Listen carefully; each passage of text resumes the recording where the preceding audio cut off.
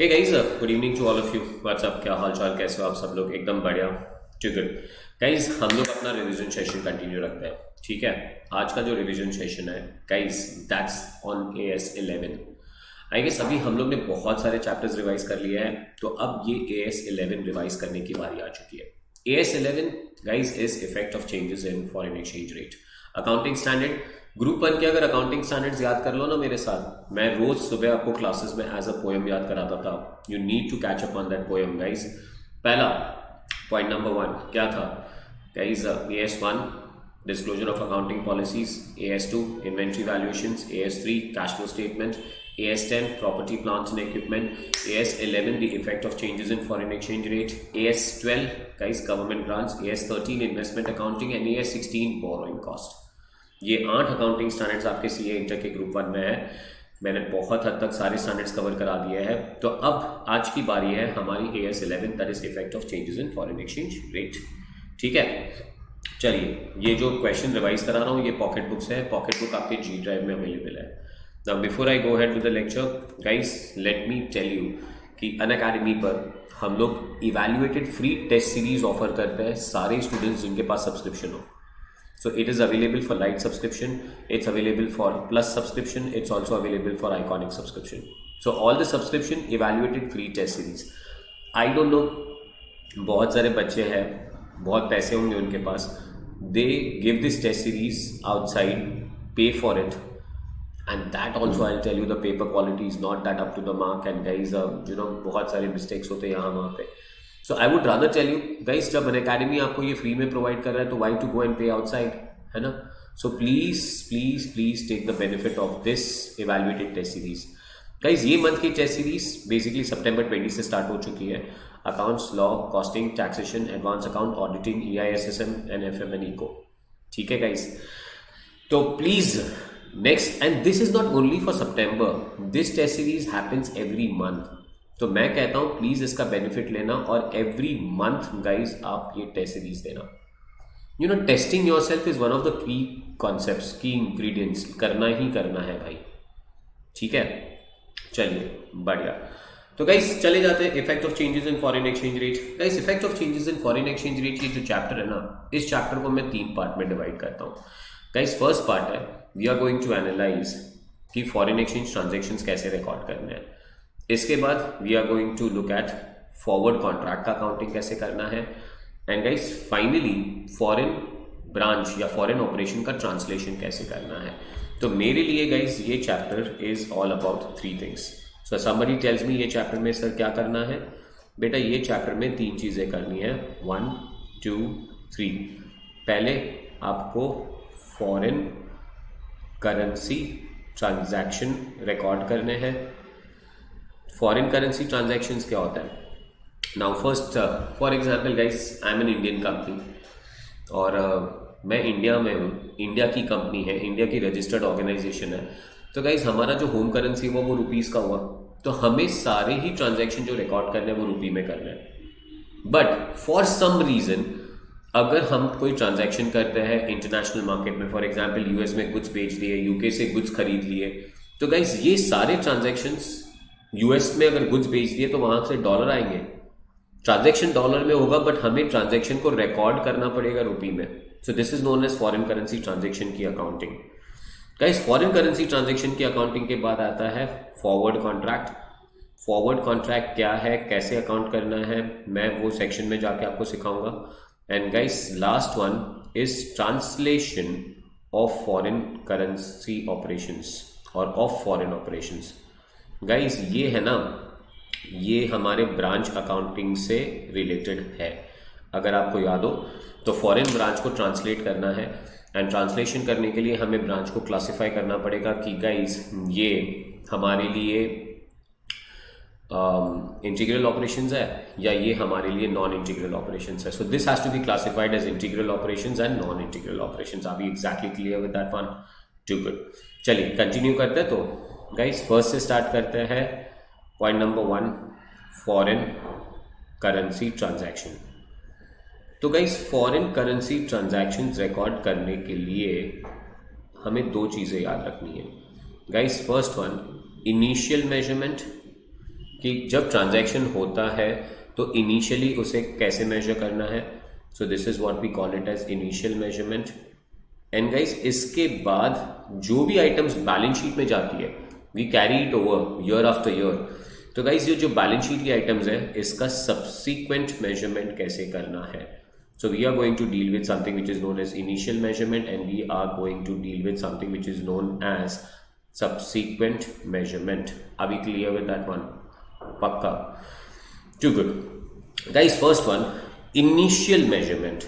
तो आपका initial measurement होना चाहिए spot rate पे.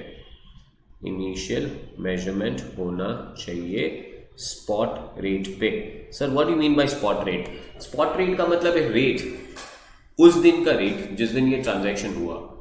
सो एग्जैक्टली जो ट्रांजैक्शन हो रहा है उस दिन हमारे फॉरेन करेंसी का एक्सचेंज रेट क्या था, उस दिन के रेट से आप इसे रिकॉर्ड कर दीजिए. तो ये हो जाएगा हमारा initial measurement at spot rate. चकास है. Have a look at this guys. So scope, first one, foreign currency transactions, initial recognition, subsequent measurement, recognition of exchange difference. Translation of foreign operations, integral operations, non-integral operations, and translation. And last one is forward exchange contract. First one, guys, initial recognition. Initial recognition मैंने clearly blank language में कहा कि ये initial measurement किस पे होना चाहिए, spot rate पे होना चाहिए. एक question लेके आ रहा हूँ आपके सामने. First one, RM purchases goods from Nish for $10,000 on 1/1/2021. Guys हमने goods खरीदे, $10,000 के goods खरीदे 1/1/2021 पे खरीदे, एंड ये goods हमने क्रेडिट पे खरीदे तो निश से खरीदे हैं. सो गाइस क्वेश्चन नंबर 1 का कहानी आएगा यहाँ पे. Guys in the books of RM entry है परचेज अकाउंट डेबिट टू निश, और you can say purchase account debit to creditor.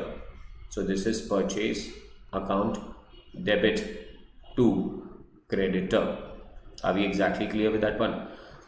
अब गाइस RM भाई, RM means me, Rahul Malkan. Guys मैं तो इंडिया का हूँ, मुझे जो ट्रांजेक्शन रिकॉर्ड करना है वो डॉलर में रिकॉर्ड नहीं करना है, रुपी पे रिकॉर्ड करना है. सो आई कैन नॉट रिकॉर्ड $10,000 पे ये ट्रांजेक्शन रिकॉर्ड करना है रुपी पे, और स्पॉट रेट रुपी पर $75. सो गाइस यहाँ पे आपको कैलकुलेशन दिखाता हूँ. मैंने इससे परचेज किया है $10,000 पे, तो ये $10,000 को मल्टीप्लाई करूँगा मैं 75 के रेट पे.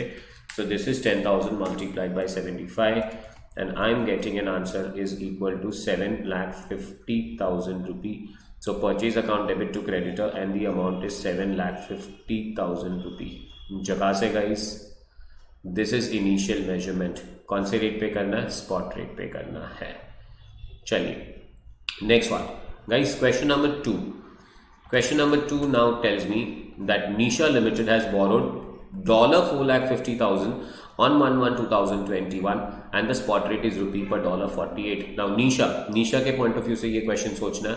निशा ने बोरो किया, बोरो करने का जर्नल एंट्री क्या आएगा? व्हेन यू बोरो आपका जर्नल एंट्री आएगा गाइस बैंक अकाउंट डेबिट, पैसे आ रहे हैं टू लोन अकाउंट. अब हमने बोरो किए $450,000 assuming that Nisha is an Indian company.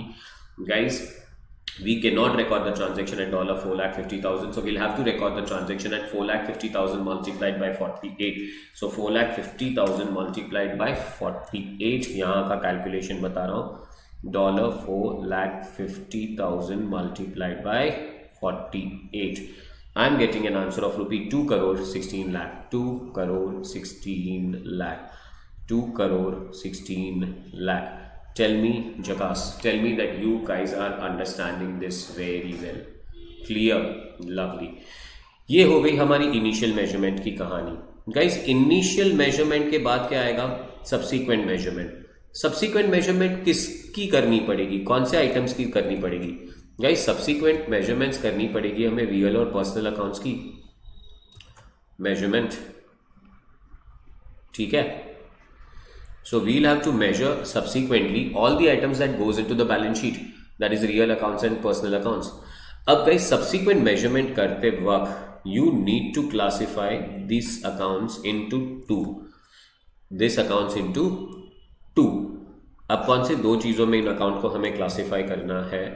हमें क्लासीफाई करना इस अकाउंट्स को गाइस कि क्या ये अकाउंट्स मॉनिटरी है या क्या ये अकाउंट्स नॉन मॉनिटरी है. Now guys, what is monetary and what is non-monetary? तो गाइस मॉनिटरी का मतलब है कि either the account is receivable, that means ये अकाउंट से पैसे मिलने हैं, या it is payable if it is receivable और payable in guys fixed unit of foreign currency, fix unit of foreign currency.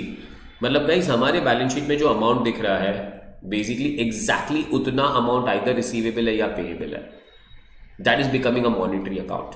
तो guys now for example debtors, हमने goods बेचा है यूएस में $10,000, तो हमें $10,000 मिलने हैं, $10,000 मिलने हैं, एग्जैक्ट $10,000 मिलेंगे, 9,000 भी नहीं मिलेंगे, 11,000 भी नहीं मिलेंगे। तो गाइस मॉनिटरी अकाउंट का एग्जाम्पल हुआ हमारे लिए, फॉर एग्जाम्पल डेटर हमारे लिए मॉनिटरी अकाउंट हुआ, बिल्स रिसीवेबल हमारे लिए मॉनिटरी अकाउंट हुआ, क्रेडिटर हमारे लिए मॉनिटरी अकाउंट हुआ, बिल्स पेएबल हमारे लिए मॉनिटरी अकाउंट हुआ, बैंक लोन हमारे लिए मॉनिटरी अकाउंट हुआ।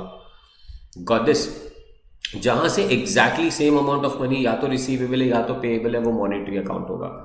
Guys non monetary account are accounts which are not monetary. कितना सिंपल सा डेफिनेशन है यार, accounts which are not monetary. तो ये accounts which are not monetary are becoming non monetary accounts, as simple as that. Do you agree with this? Classic है। मतलब guys balance sheet के अंदर वो अमाउंट लिखा हुआ है, बट हमें श्योर नहीं कि एग्जैक्ट उतना अमाउंट आने वाला है या उतना अमाउंट जाने वाला है। We don't know about that. Sir for example बताइए बेटा, फॉर एग्जाम्पल इन्वेंट्री सबसे बड़ा नॉन मॉनिटरी अकाउंट है। इन्वेंट्री बैलेंस शीट में दिख रहा है, पर जब बेचने जाओगे तो एग्जैक्टली उसी अमाउंट पे बिकेगा, वो जेरोक्स कॉपी थोड़ी पता है हमें। गाइस इन्वेंट्री के बाद सारे assets, property plant and equipment, property plant and equipment तो बेचना ही नहीं है, और बेचोगे तो भी वो अमाउंट थोड़ी रिकवर होगा। गाइस शेयर कैपिटल, कंपनी बंद होगा तो क्या गारंटी है कि आप अपना शेयर कैपिटल पे कर पाओगे, है ना? So guys this are all the non monetary accounts. ठीक है, अब 4 अकाउंट है, बहुत इंपॉर्टेंट अकाउंट है, वो आपको याद रखना है, very important. Guys is first one outstanding expenses, second one is prepaid expenses, guys third one is outstanding income, and fourth one guys is income received in advance। एकदम आराम से सोच समझ के बोलना कि ये मॉनिटरी है कि नॉन मॉनिटरी है।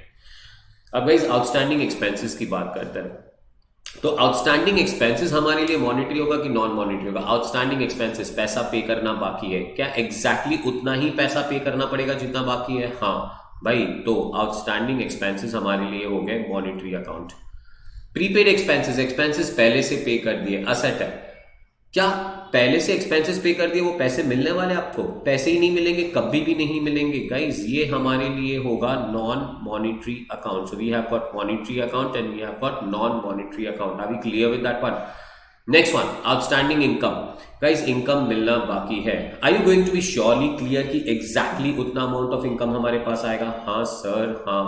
तो बेटा ये हो गया तुम्हारे लिए monetary. Income received in advance, guys income हम लोग पहले से लेके बैठे हैं, इनकम रिसीव्ड इन एडवांस। ठीक है, ये मॉनिटरी होगा कि नॉन मॉनिटरी होगा? ये मॉनिटरी हो ही नहीं सकता, because this is not amount payable. Liability पर पे नहीं करना है, सर्विस देना है, पे नहीं करना है, तो ये हमारे लिए बन जाएगा non monetary account. Tell me, are you all understanding this very well? Initial measurement spot rate पे करना है, सब्सीक्वेंट मेजरमेंट करने के लिए हमें आइटम्स को क्लासिफाई करना पड़ेगा कि ये मॉनिटरी है या नॉन मॉनिटरी है, उसके बिना आप आगे नहीं जा सकते हो। ठीक है, टू गुड। चलिए गाइस देखते हैं हमारे पास कोई क्वेश्चन है कि नहीं मॉनिटरी अकाउंट और नॉन मॉनिटरी अकाउंट के लिए। मेरे ख्याल से तो एक क्वेश्चन होना चाहिए, बहुत अच्छा क्वेश्चन है गाइस, क्वेश्चन नंबर 3। इनफैक्ट यहाँ पे मैं है ना अनअकैडमी का प्लेटफॉर्म बहुत मिस करता हूँ, बिकॉज यहाँ पे हम लोग एक्चुअली पोल्स कर सकते थे। अनअकैडमी के प्लेटफॉर्म पे पोल्स से बहुत मजा आती है गाइस। तो guys first one, classify the following items as monetary and non monetary. 1 inventory. मैं सारी आइटम्स लिखता हूँ, तभी तक आप अपने आंसर तैयार कीजिए, देखते हैं आपका आंसर राइट आ रहा है कि रॉन्ग। नेक्स्ट वन, इन्वेंट्री के बाद आ रहा है ट्रेड रिसीवेबल, तो ये देखते हैं मॉनिटरी है कि नॉन मॉनिटरी है। Guys third one is property plant and equipment, so this is property, this is plant and this is equipment. Are you exactly clear with that one? Guys next one, property plant and equipment के बाद आ रहा है investments in equity share, किसी और company के equity share में आपने इन्वेस्टमेंट की है, so this is investment in equity. Guys next one, fifth आ रहा है हमारे पास fixed deposits in bank, so we'll go to fixed deposits guys in bank. Bank में हमने एफडी रखा है, पैसा रिसीवेबल है, क्या एग्जैक्ट अमाउंट ऑफ पैसा आएगा सोचना है। Next one is trade payables, trade payables का मतलब है क्रेडिटर, क्या एग्जैक्टली सेम अमाउंट पे करना है।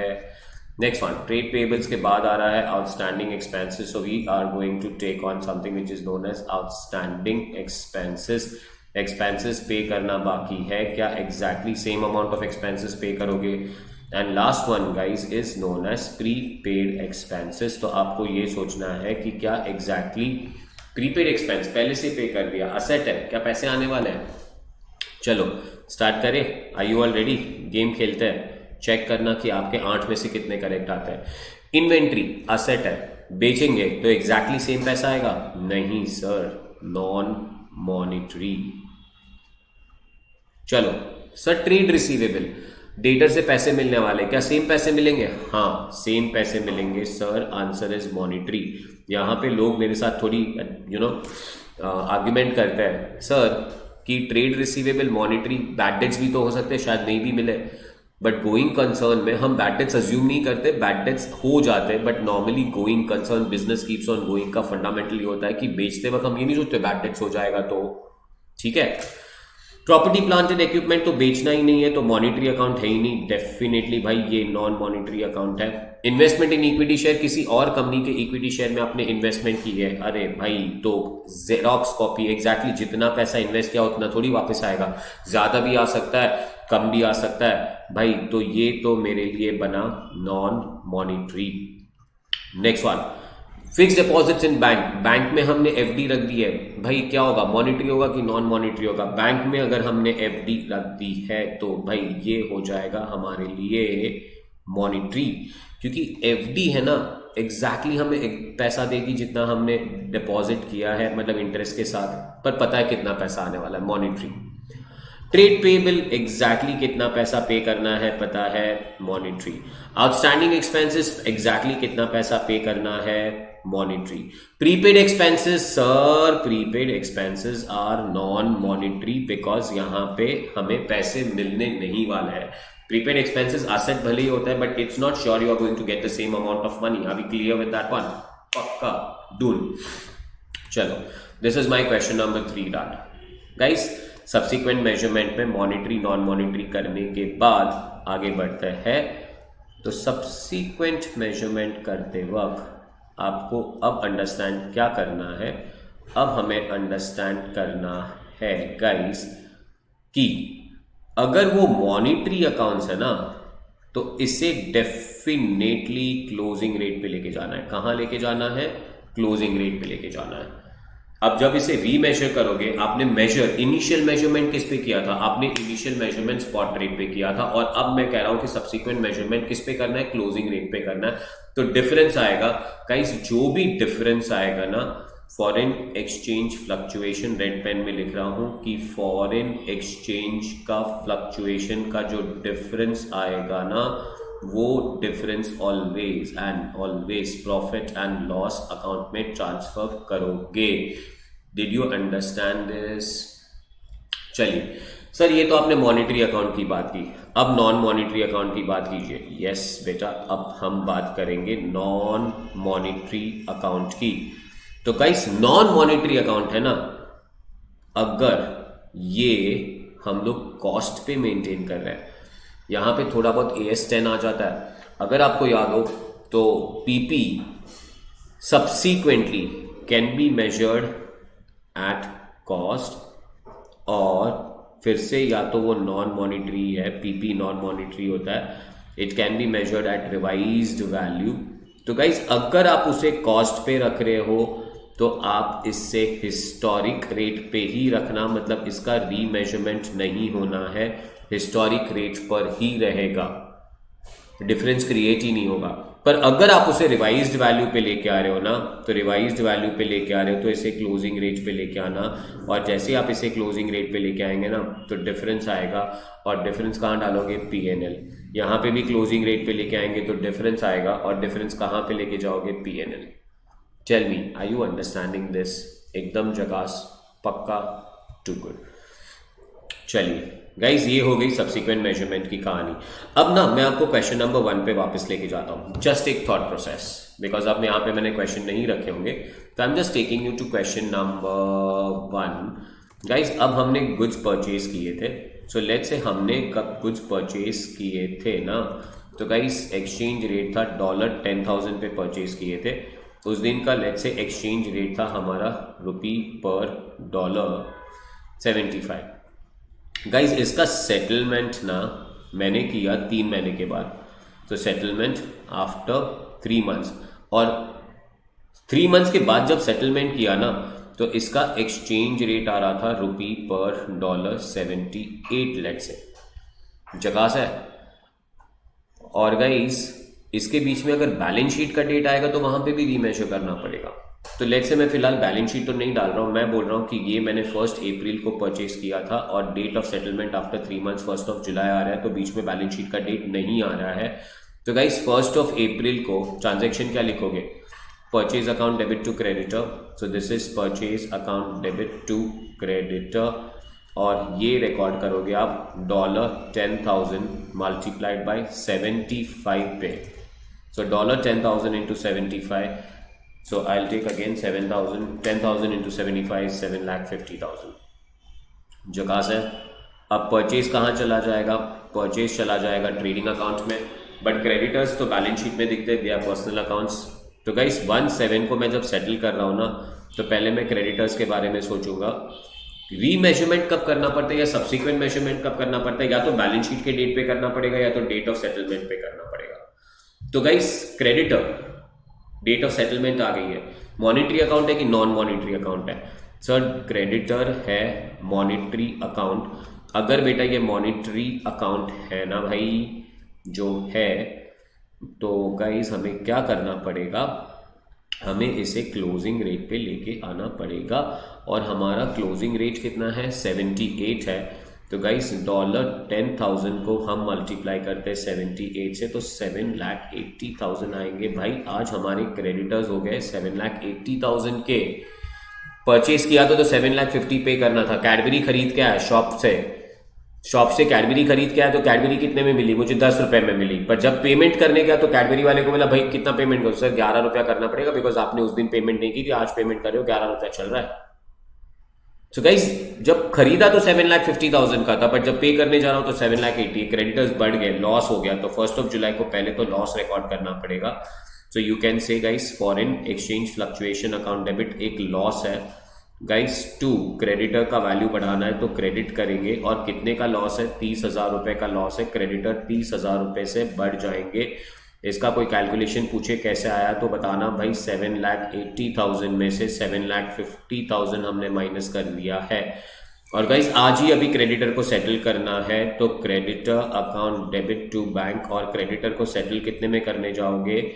7,80,000 में सेटल कर दोगे। और गाइस ये जो फॉरेन एक्सचेंज फ्लक्चुएशन का जो लॉस दिख रहा है ना, ये लॉस साल के एंड पे P&L में ट्रांसफर करना पड़ेगा। तो मैं कह रहा हूं कि ईयर एंडिंग पे हमें एक और एंट्री पास करनी पड़ेगी, that is profit and loss account debit to FEF का loss, and the amount is going to be 30,000। Tell me, जकास है?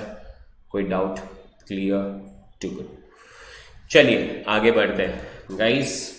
क्वेश्चन नंबर 2 अभी नहीं करा रहा हूं। तो this is about the foreign exchange transactions recording करने का तरीका। फॉरेन एक्सचेंज ट्रांजैक्शंस रिकॉर्ड करने के लिए guys first one, initial recording spot rate पे, और सब्सिक्वेंट मेजरमेंट आप करोगे किस पे? मॉनिटरी होगा तो क्लोजिंग रेट पे, नॉन मॉनिटरी कॉस्ट पे रिकॉर्ड किया तो हिस्टोरिकल रेट पे, और अगर नॉन मॉनिटरी रिवाइज वैल्यू पे किया है तो इसे आप फिर से करेंगे क्लोजिंग रेट पे। ठीक है। Now I am not looking at the second part. थोड़े क्वेश्चंस प्रैक्टिस करते हैं, और कहाँ से प्रैक्टिस करते हैं गाइस? प्रैक्टिस करते हैं कंपाइलर से। चलो if you guys allow me, मैं जाता हूँ डेस्कटॉप पे राहुल का फाइल है, CA इंटर का फाइल है, ग्रुप 1 का फाइल है। नहीं, यहाँ पे नहीं मिला तो G ड्राइव पे मिलेगा, यहाँ पे भी नहीं मिला। तो सी ए इंटर में वापस जाता हूँ, ग्रुप 1 में वापस जाता हूँ, जी ड्राइव में जाता हूँ और अब मिला मुझे compiler version 4. Compiler version 4, I have a compiler and my compiler tells me, guys, AS11 effect of changes in foreign exchange rate is page number 69. Page number 89 पे आ गया, page number 69 is your. Are you all ready? Now देखो कितना simple question है. Have a look at this question first. मेरे को एक monetary और नॉन मॉनिटरी दिखा था. हाँ, can I start guys? Question number 10 कर रहा हूँ मैं, ठीक है? क्वेश्चन नंबर 10, इसको बंद कर दे भाई. क्वेश्चन नंबर 10 का first part. Classify the following items into monetary accounts and non monetary accounts. Guys now this is CA का एग्जामिनेशन पेपर May 21 का आरटीपी. फर्स्ट अकाउंट है शेयर कैपिटल. आपको सोच समझ के बताना है. आपको मैंने ये सिखाया तो आपको याद होना चाहिए. सेकेंड वन, शेयर कैपिटल के बाद आता है trade payables account. Trade payables monetary है कि नॉन मॉनिटरी है, चेक करे भाई.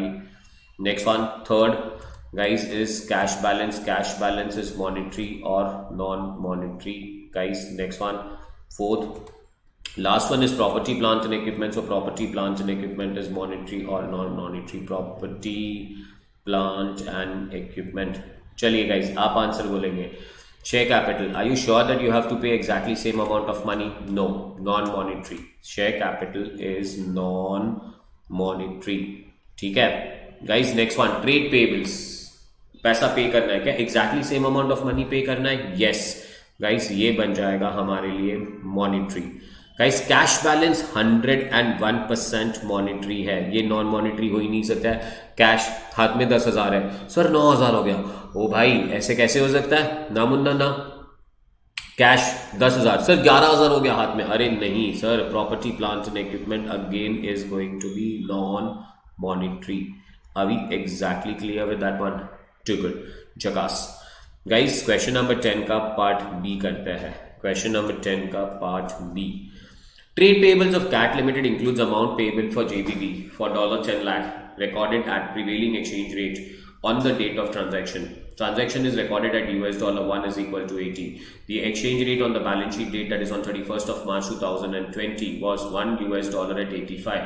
You are required to calculate the amount of exchange difference, if any, and also explain the accounting treatment as per AS11 in the books of CAT Limited. Guys trade payables है, 10 लाख रुपए पे करने हैं और कौन से रेट पे record किया था? 80 के रेट पे रिकॉर्ड किया था. सो गाइस अगर ट्रेड पेएबल हमें 10 लाख दिख रहे हैं और वो 10 लाख 80 के रेट पे रिकॉर्ड हुए थे, तो 10 लाख डिवाइडेड बाय 80 करूंगा तो 10 लाख डिवाइडेड बाय 80. गाइस मेरा आंसर आ रहा है $12,500 पे करना है अपने को, ठीक है ना? पर गाइस जब हम पे करने जा रहे हैं तो एक्सचेंज रेट 85 हो चुका है. ओ भाई एक्सचेंज रेट 85 हो चुका है. सो 12,500 मल्टीप्लाइड बाय 85 10,62,500 पे करना पड़ेगा.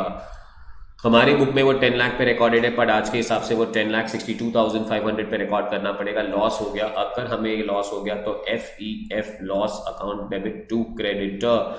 गाइस अमाउंट बढ़ाना पड़ेगा 62,500.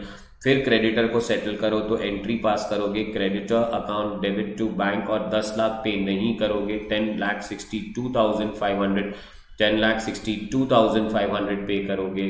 And guys finally FEF loss को PNL में ट्रांसफर करना पड़ेगा तो it will be PNL account debit to FEF loss and the amount is 10,62,500 and 10,62,500. Tell me, are you getting this amount? Pakka, clear, jagas. Love you guys. This is my question number 10. Guys एक और question करते हैं आज के लिए. चलिए guys question number आ रहा है 9 के जगह पे थोड़ा और पीछे जाते हैं. Exchange rate, receivable, purchase plant and contract. Forward contract का क्वेश्चन अभी नहीं करना है हम लोग को. फॉरवर्ड कॉन्ट्रैक्ट आपको नहीं करना है आज. प्रेक्षा लिमिटेड. चलिए गाइस क्वेश्चन नंबर 4 करते हैं. नवंबर 18 का पेपर है. Question number 4. Now this is going to be my question number 4 and this question number 4 is November 2018 का पेपर.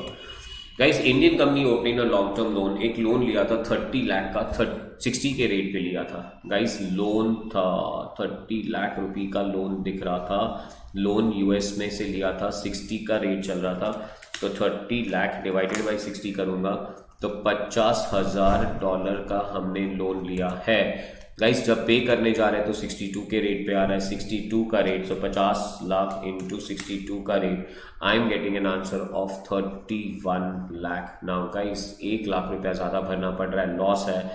FEF2 लोन कितना, 1 लाख रुपया ज़्यादा पे करना पड़ेगा। लोन रीपे कर रहे हो आप? नहीं, बैलेंस शीट का डेट है, रीपे तो नहीं कर रहे, पर ये जो FEF का लॉस है ये PNL में ट्रांसफर करना पड़ेगा, तो PNL to FEF guys amount आ जाएगा 1 लाख। और अब हमारे बुक में गाइस बैलेंस शीट में लोन दिखेगा पर 30 लाख पे नहीं दिखेगा, 31 के रेट पे दिखेगा। और गाइस ये ब्रैकेट में लिखना पड़ेगा कि $50,000 का रोड है, @62 पे रिकॉर्डिंग हो चुकी है उसकी, ठीक है, बढ़िया। गाइस नेक्स्ट वन, लोन के बाद आती है सेकेंड पार्ट, ट्रेड रिसीवेबल का। 10 लाख रुपए लेने थे, 59 के रेट पे रिकॉर्डेड थे, रिसीवेबल था इस टाइम, पेएबल नहीं था, तो रिसीवेबल कितना था, 10 लाख रुपए लेने थे, 59 के रेट पे लेने थे, तो 10 लाख डिवाइडेड बाई 59, अमाउंट आ जाएगा हमारा $16,949.15। जकास है गाइस। पर आज जब पैसा मिल रहा है ना, ओ भाई मजा आ गई, 62 के रेट पे मिल रहा है, तो 62 से मल्टीप्लाई करेंगे, बिकॉज 62 के रेट पे मिल रहा है तो इंटू 62 करेंगे गाइस। हमें मिल रहा है 10,50,847, 10,50,847, तो हमें गेन हो रहा है इस टाइम। जर्नल एंट्री आएगा, रिसीवेबल बढ़ाना है तो it will be receivable account debit to gain, and 50,847 से बढ़ जाएगा, 50,847 से बढ़ जाएगा। I hope you remember this guys. और ये गेन को PNL अकाउंट में ट्रांसफर करना नहीं भूलना, so this gain account will be transfer to PNL and the amount will be 50,847, 50,847। चकास है, too good. So guys this is my revision for you, this is my revision of AS11 का part 1 मैंने आपको करा दिया आज के lecture में। सो AS11 का part 1 is foreign currency transactions. Foreign currency transactions को इनिशियली किस पे मेजर करोगे? फॉरेन करेंसी ट्रांजैक्शन को इनिशियली स्पॉट रेट पे करेंगे, एंड गाइस सब्सिक्वेंट मेजरमेंट करने के लिए हमें आइटम्स को क्लासिफाई करना पड़ेगा between monetary and non monetary. Monetary items को क्लोजिंग रेट पे लेके जाना, नॉन मॉनिटरी आइटम अगर कॉस्ट पे मेंटेन किया तो इसे हिस्टोरिकल रेट पे रखना, बट अगर नॉन मॉनिटरी आइटम को हमने रिवाइज्ड वैल्यू पे रखा है तो इसे क्लोजिंग रेट पे लेके जाना। और जो डिफरेंस क्रिएट होगा गाइस फॉरेन करेंसी ट्रांसलेशन की वजह से, को जो डिफरेंस क्रिएट होगा ना, वो डिफरेंस हम प्रॉफिट एंड लॉस अकाउंट में ट्रांसफर कर देंगे, ठीक है, टू गुड। जकास गाइस आज का लेक्चर हम लोग यहां तक रखते हैं, सो प्लीज टेल मी जकास, please tell me thank you, and guys I love you all, ठीक है। जकास टेक केयर, एंड जाते वक्त मेरा poem I am the best, I will score in examination, I will send sweets to round sir, love you, take care, good bye, good night, see you of.